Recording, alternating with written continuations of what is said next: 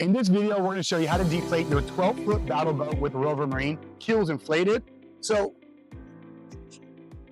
I just deflated the hull, and you can see how that boat just dropped a solid 6 to 7, maybe even 8 inches there. So while that's deflating, I'm going to go ahead and start deflating the tubes. So everything's in deflation mode. All the valves are down. So air is slowly releasing out of the boat, even as I'm talking.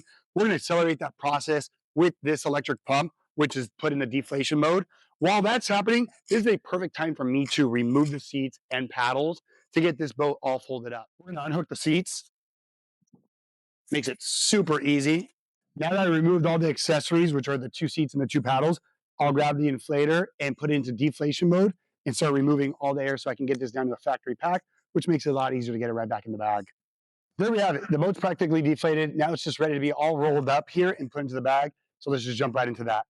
Perfect. So what I'm doing here is just folding the pontoons so that everything will fit nicely in the bag. Once I start seeing that rubber, I would say guard that's on the bottom of the floor of the boat for protection, that tells me I'm in a really good area to fold this boat up and that it's going to be packed up really nicely. I already have the nice transom that's buckled. And as I roll, I'll probably hear some air release.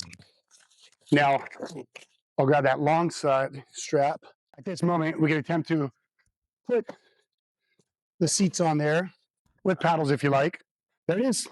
We've got this thing ready to go. The whole kit's ready to go in the backseat of any car or truck onto its next adventure. So you'll get this thing down to about an 8-minute marker, but between 8, 10, and 12 minutes is the deflation process on that 12-foot battle boat.